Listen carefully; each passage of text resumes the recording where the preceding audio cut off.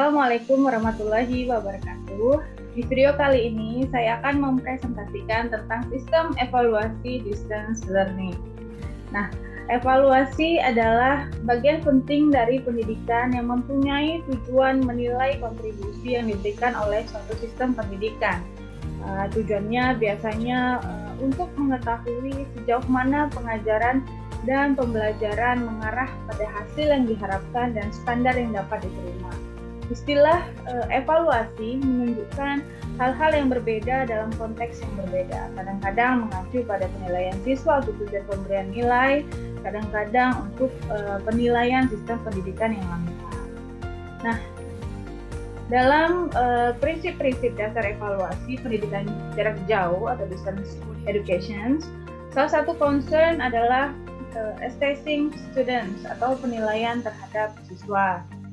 Penilaian terhadap siswa dalam distance learning itu dilakukan secara sustainable atau terus-menerus, jadi tidak hanya pada penilaian akhir setelah pembelajaran terlaksana.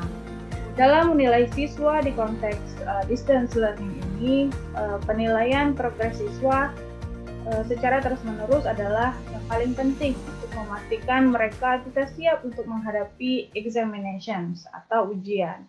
Nah, setelah penilaian siswa ini bisa dilakukan dengan baik, maka pengevaluasian kursus bisa dilaksanakan seperti yang terlihat di slide. Nah, dalam evaluasi course atau pembelajaran ada dua tipe evaluasi, yaitu ada summative dan formative. Untuk distance learning atau distance education, educators biasanya lebih fokus ke evaluasi formatif. Evaluasi formatif di sini itu diartikan sebagai evaluasi yang dilaksanakan pada saat berlangsungnya proses pembelajaran. Jadi evaluasi formatif tidak bertujuan untuk memberikan penilaian akhir terhadap suatu sistem, tetapi harus dilihat sebagai komponen dari peningkatan kinerja dalam sebuah proses pengajaran. Nah, dari evaluasi tersebut diharapkan bisa mempengaruhi, memodifikasi, dan mengubah performa kursus dan prosedur pengajaran distance education. Selanjutnya, yaitu tipe-tipe evaluasi. Yang pertama adalah comparing achievement with objective and performance standard, atau membandingkan pencapaian dengan tujuan dan standar kinerja. Yang kedua yaitu consulting expert, atau mengkonsultasikan dengan expert atau ahli. Yang ketiga yaitu consulting teachers, employers, and or teaching bodies, atau mengkonsultasikan dengan stakeholder, pimpinan atau guru. Yang keempat yaitu investigating students' views, atau menginvestigasi pandangan murid. Nah, selanjutnya, jika dalam konsep pendidikan secara umum atau general, evaluasi itu cenderung berfokus pada tipe evaluasi yang pertama, yaitu dengan membandingkan pencapaian peserta didik dengan tujuan pembelajaran. Namun, institusi yang menjalankan distance education itu evaluasinya lebih banyak berfokus pada pendapat peserta didik dan expert.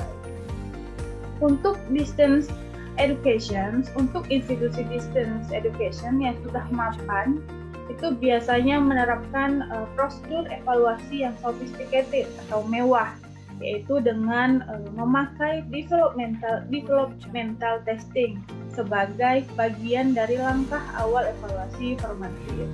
Jadi prosedur developmental testing ini ialah menerapkan tryout pada grup eksperimental kecil sebelum kursus dijalankan pada peserta didik yang sebenarnya. Nah, evaluasinya dijalankan dengan meminta pendapat dari grup eksperimental kecil tersebut. Ada beberapa hambatan yang biasanya terjadi dengan developmental testing ini. Satu diantaranya adalah experimental students itu tidak sungguh-sungguh dalam menjalankan course seperti normal students, atau bahasa lainnya yaitu they may pay less attention to the course compared to the regular students do. Jadi to overcome this, itu sudah menjadi kebiasaan umum bagi institusi pendidikan untuk membayar insentif untuk memotivasi eksperimen student ini agar mereka mau berkontribusi dalam proses developmental testing ini. Nah, demikianlah pemaparan saya pada kesempatan kali ini. Singkatnya, elaborasi ini yaitu tentang cara evaluasi, yaitu prinsip evaluasi pendidikan jarak jauh, tipe evaluasi, dan metode evaluasi. Penting untuk menjadi pedoman bagi para pemegang kebijakan distance education dalam merencanakan, mengembangkan, dan mengimplementasikan distance learning. Hal tersebut penting guna meningkatkan kualitas distance education atau distance learning. Terima kasih. Wassalamualaikum warahmatullahi wabarakatuh.